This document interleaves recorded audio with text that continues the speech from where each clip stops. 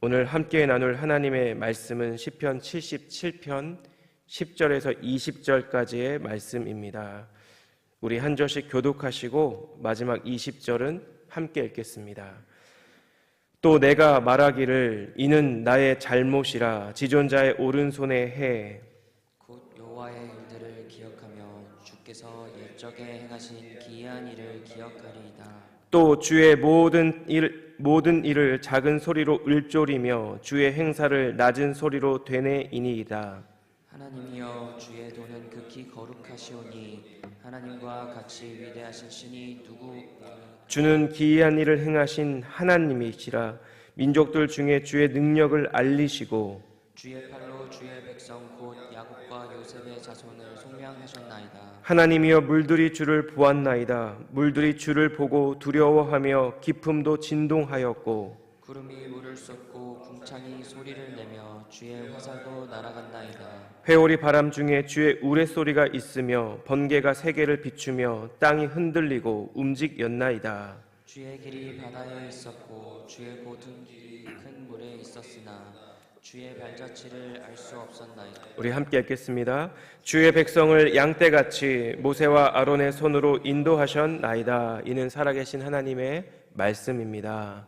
아멘. 여러분 혹시 등산 중에 길을 잃어버린 적이 있으신지 모르겠습니다. 우리가 운전을 하다가도 길을 잃어버리면 당황할 수 있는데 산행을 하다가 산에서 길을 잃어버리면 굉장히 당황하게 됩니다. 다급한 마음에 아까 분명히 걸었던 길도 못 알아보고 그래서 먼 길을 빙글빙글 돌며 길을 헤맬 때도 있습니다. 산행 중에 길을 찾는 여러 방법이 있는데요. 그 중에 하나가 조금 높은 지대에 올라가서 자신의 위치를 확인하고 또 어디에 길이 있는지를 살펴보는 것입니다.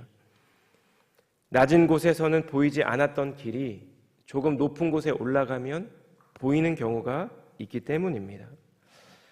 오늘 우리가 함께 읽은 어제와 오늘 본문이 시편 77편인데요. 이 시편 77편은 크게 두 부분으로 나눌 수가 있습니다. 1절과 9절 그리고 11절과 20절인데요. 1절과 9절 어제 본문 말씀을 보시면 굉장히 암울한 내용으로 되어 있습니다. 자신이 처한 혹독한 현실 가운데 자신의 탄식을 괴로움을 하나님께 토로하는 내용이 1절에서 9절 말씀입니다. 그런데 여러분 오늘 우리가 방금 읽었던 이 10절에서 20절 말씀을 보시면 조금 느껴지시겠지만 무언가 어조가 다릅니다. 내용도 다릅니다.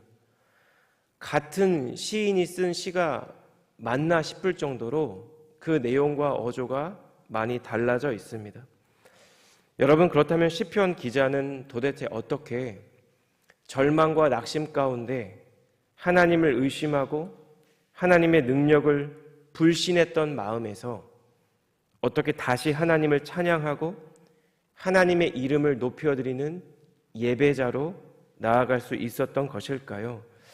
이 시간 함께 이 본문의 말씀을 살펴보는 가운데 여러분 우리도 우리 인생 가운데 종종 마주하는 고통과 고난과 괴로움의 자리에서도 오늘 이 시편 기자와 같이 하나님을 찬양하고 또 하나님을 예배하며 하나님의 영광을 내 입술과 마음으로 고백할 수 있는 그런 저희 모두가 되시기를 우리 주님 이름으로 축복합니다. 첫 번째로 우리가 그렇게 살아가기 위해서는 먼저 나의 죄와 나의 연약함을 깨닫는 은혜가 필요하다는 것을 오늘 본문 말씀이 우리에게 전해주고 있습니다. 앞서 말씀드린 대로 전반부에서 시편 기자는 탄식하고 괴로움을 하나님께 토로합니다. 여러분 그런데 11절에서 20절 말씀을 보면 태도가 많이 바뀌어져 있는 것을 알 수 있습니다. 여러분 이 시편 기자가 시편 77편을 기록하고 작성하는 중에 뭔가 하나님께 기도의 응답을 받았거나 뭔가 상황이 바뀌었거나 뭔가 하나님을 찬양할 만한 일이 생긴 것일까요? 아마도 시편 기자의 상황은 여전히 동일했을 것입니다. 여전히 주님은 침묵하시고 여전히 기도의 응답은 이루어지지 않고 여전히 상황은 똑같았을 것입니다. 그런데 하나님을 향해 시편 기자가 찬양을 하죠. 10절 말씀이 이 전환에서 굉장히 중요한 역할을 하고 있습니다. 제가 10절을 포함해서 10절과 11절을 읽겠습니다. 또 내가 말하기를 이는 나의 잘못이라 지존자의 오른손의 해 곧 여호와의 일들을 기억하며 주께서 옛적에 행하신 일들을 기이한 일들을 기억하리이다. 시인이 지금 하는 고백은 이는 나의 잘못이라 라는 고백입니다. 여러분, 여기서 이것은 지시대명사인데요. 대체적으로 앞선 시편 1절에서 9절 가운데 특별히 5절에서 9절 사이에 시인이 하나님의 능력을 불신하고 하나님과 자신과의 관계를 의심했던 그 자신의 연약함을 가리켜 이것이 나의 잘못이라고 우리는 해석할 수 있습니다. 제가 7절에서 9절까지를 읽겠습니다. 주께서 영원히 버리실까? 다시는 은혜를 베풀지 아니하실까? 그의 인자하심은 영원히 끝났는가? 그의 약속하심도 영구히 패하였는가? 하나님이 그가 베푸실 은혜를 잊었는가?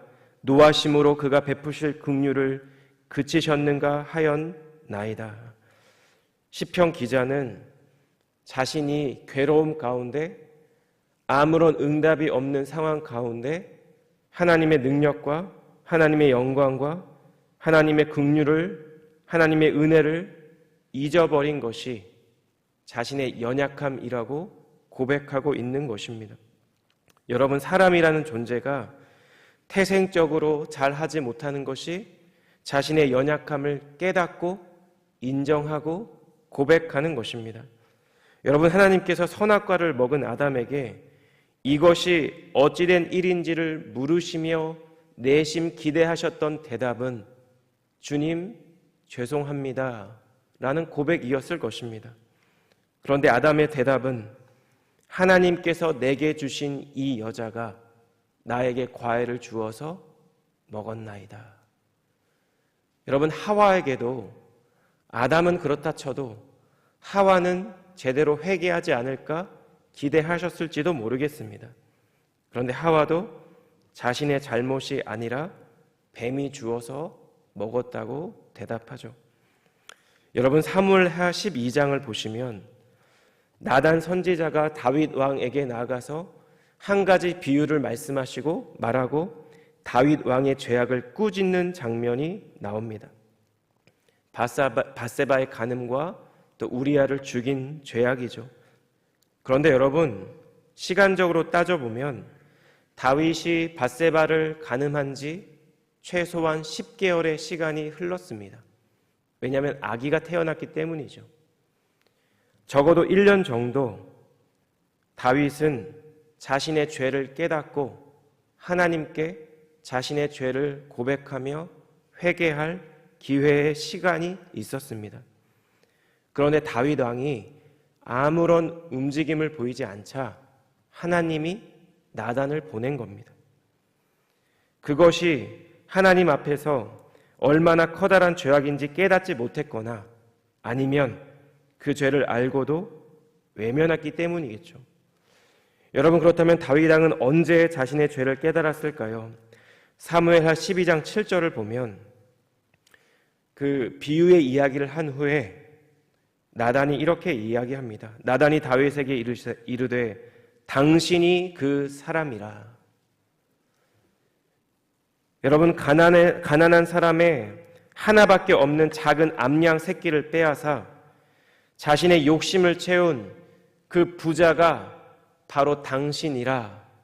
이 고백 앞에서 비로소 자신의 죄악을 깨닫고 자신의 죄악을 인정하고 하나님 앞에서 자신의 죄악을 회개한 것이 여러분, 우리가 믿음의 위대한 인물이라고 이야기하는 다윗이라는 것입니다.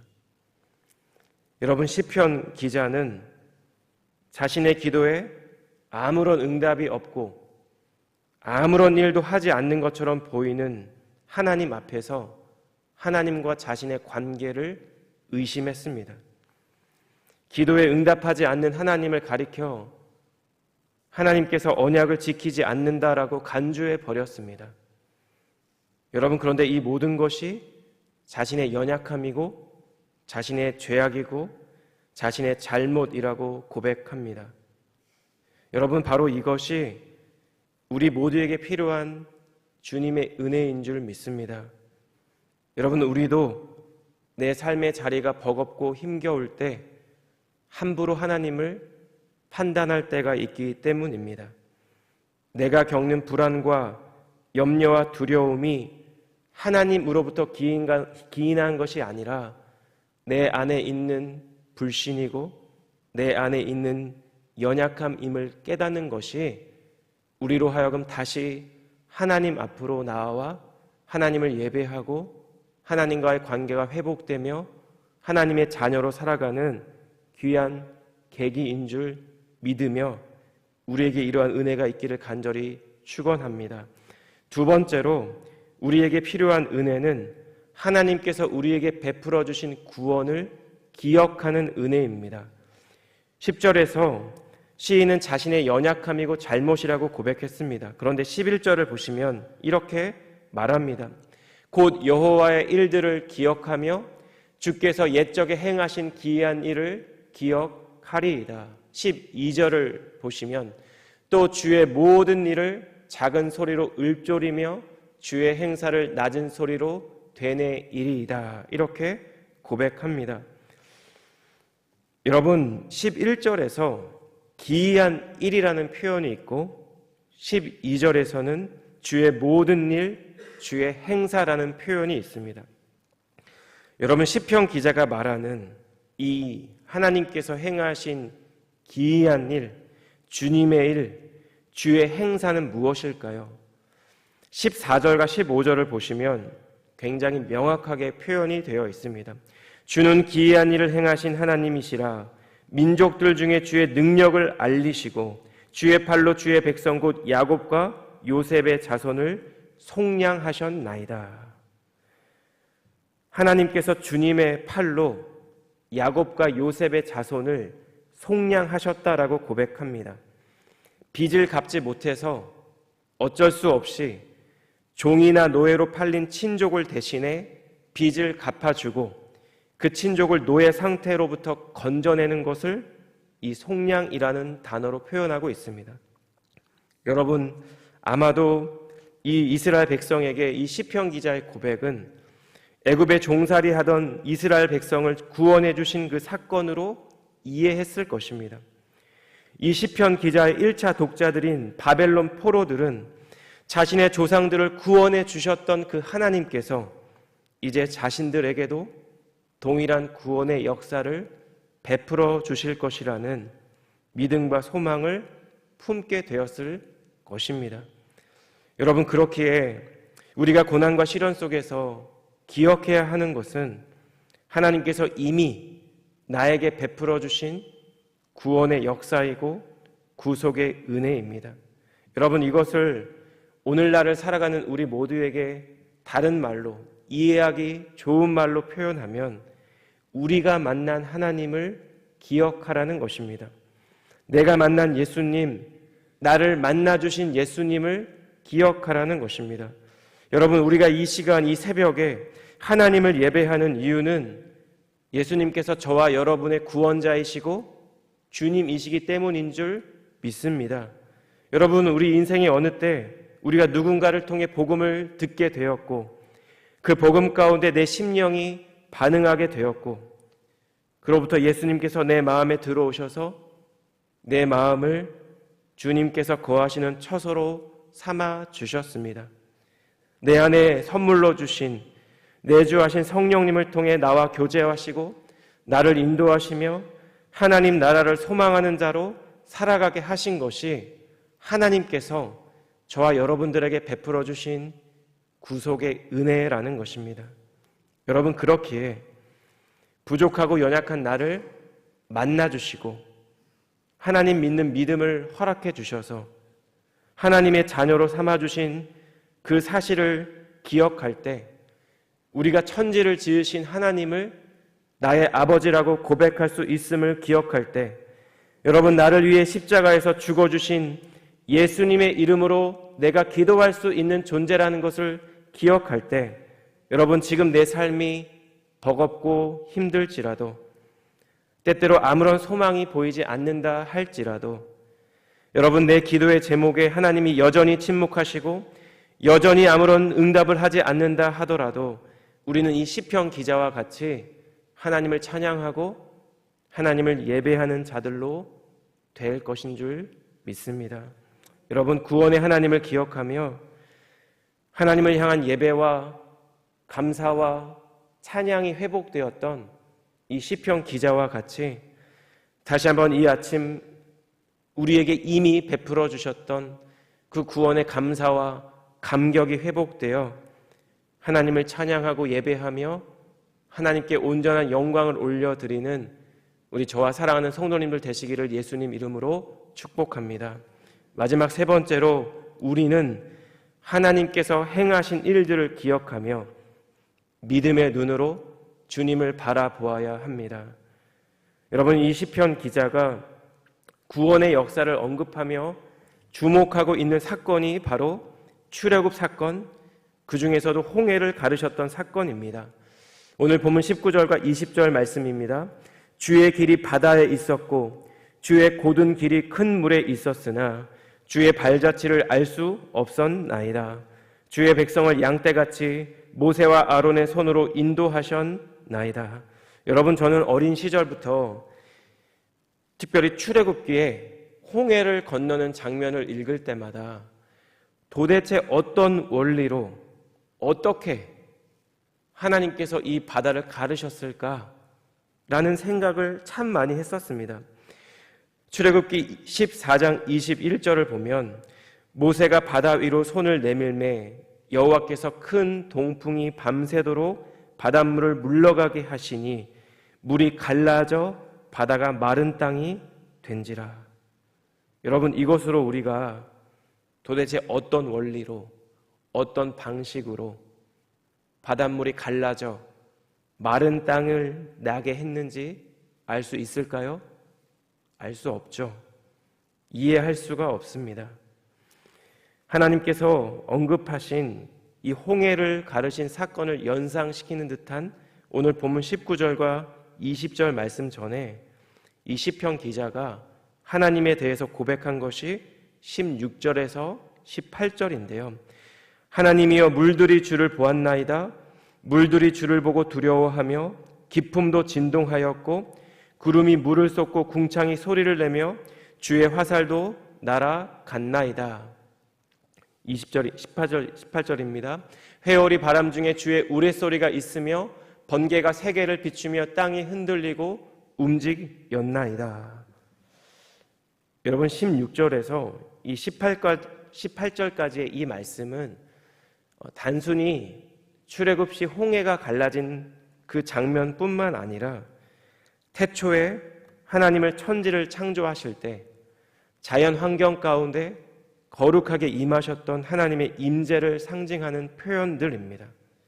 16절을 보면 바다의 물들이 주를 보았다라고 하고 주를 보고 두려워했다라고 노래하죠. 17절에 주의 화살도 날아갔나이다라는 이 표현은 하나님의 임재를 상징하는 번개를 나타내는 표현입니다. 18절에도 회오리 바람 중에 나오는 주의 우레소리와 번개도 자연 환경 속에 우리가 감히 헤아릴 수 없는 하나님의 임재를 나타냅니다. 여러분, 시편 기자가 말하고 있는, 노래하고 있는 하나님의 임재를 상징하는 여러 표현들 가운데 여러분, 우리는 무엇을 묵상할 수 있을까요? 여러분, 결국 우리는 하나님이 어떤 분인지, 하나님이 어떻게 우리의 삶 가운데 역사하시는지를 궁극적으로 이해할 수 없다라는 것입니다. 그분의 능력이 어디에서 오는지, 그분이 어떠한 원리로, 어떠한 힘으로, 어떠한 방식으로 천지를 창조하셨고 홍해를 가르셨는지 인간이라는 존재는 도저히 알 수가 없다라는 것입니다. 여러분, 그런데 만약 우리가 하나님이 어떻게 일하시는지를 다 알고 있다면 우리가 하나님을 어떻게 대할까요? 우리가 드리는 기도와 간구에 대한 자동 판매기 정도로 하나님을 간주할 수 있습니다. 우리에게 베풀어 주신 주님의 능력과 주님의 어떤 일이 감사가 되지 않습니다. 당연한 것이기 때문이죠. 우리가 원하는 때에 우리가 원하는 방식으로 우리가 원하는 것을 들어주시는 존재가 하나님이 되어 버릴 수 있습니다. 여러분, 저와 여러분에게는 하나님과의 인격적인 만남이 있습니다. 그것이 지식이라는 형태로 존재할 수 있고 경험적으로 체험된 어떤 시간일 수 있습니다. 이러한 것들을 신학적으로 하나님의 자기 계시라고 말합니다. 하나님께서 우리로 하여금 하나님께서 허락해 주신 수준만큼, 하나님께서 허락해 주신 범위만큼 우리는 하나님을 경험하고 하나님을 알아가고 하나님을 체험할 수 있다라는 것입니다.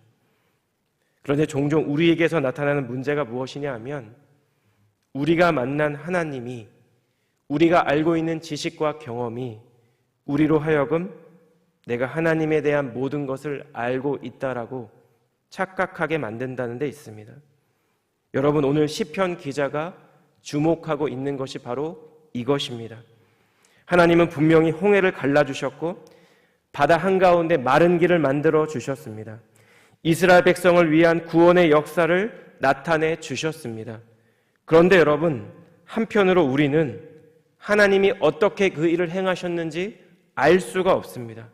하나님은 하나님이시고 우리는 인간이기 때문입니다. 여러분, 그래서 우리 입장에서 우리의 기도와 간구에 하나님이 아무런 응답을 하지 않는 것처럼 보일 수 있습니다. 도대체 하나님이 살아계신 건지, 아니면 내가 지금까지 하나님을 살아계신 분이라고 착각했는지 의심이 될 만큼 내 믿음이 흔들리는 경험을 할 때도 있습니다. 하나님께서 우리에게 자신을 요만큼 나타내 보여주시지 않으면 우리는 단 한순간도 하나님을 알 수 없고 하나님을 만날 수 없고 하나님을 경험할 수 없는 존재이기 때문입니다. 여러분, 그래서 우리에게 필요한 것이 믿음입니다. 지금 당장은 하나님을 이해할 수 없고 하나님의 침묵 앞에서 내 마음이 괴롭고 고통스럽고 때로는 내 믿음과 신앙이 흔들릴 수 있지만, 그러나 여전히 내가 알 수 없는 방식으로 주님의 때에 주님의 선하신 뜻을 따라 응답해 주실 것이라는 믿음이 우리 모두에게 필요하다라는 것입니다. 사랑하는 여러분, 시편 기자도 하나님을 여전히 이해하지 못하고 하나님의 때를 알 수 없지만 그 믿음이 있기에 하나님을 예배하고 있고 하나님을 찬양하고 있고 하나님께 나아가고 있습니다. 왜냐하면 그분이 이 시편 기자의 하나님 되시기 때문입니다. 우리의 삶의 자리에서 여러분, 우리의 오랜 기도의 제목이 있을지라도 때로 삶의 무게가 나에게 너무나 버겁고 힘겨울지라도 하나님께 부르짖었던 나의 간구가 아무런 응답을 받지 못하는 것처럼 느껴질지라도 먼저 나의 연약함을 깨닫고 주님께서 나에게 베풀어 주신 구속과 구원의 은혜를 기억하며 우리가 감히 헤아릴 수 없는 방식과 방법으로 일하시는 우리 주님을 다시 한번 믿음의 눈으로 바라보시는 우리 저와 사랑하는 성도님들 되시기를 예수님 이름으로 축복합니다. 기도하겠습니다.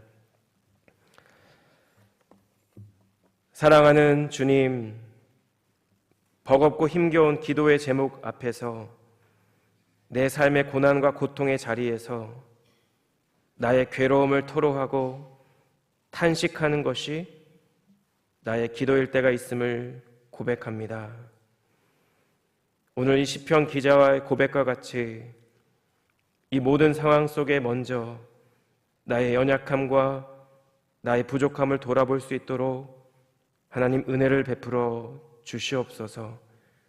나를 찾아와 주시고 나를 만나 주셔서 예수님을 나의 구원자와 주님으로 고백하는 믿음을 주시고, 그래서 주님 나를 자녀 삼아 주신 그 하나님의 은혜를 기억하며 지금 내 삶의 자리에 구원의 감사와 감격이 회복되는 은혜를 주님 허락하여 주시옵소서.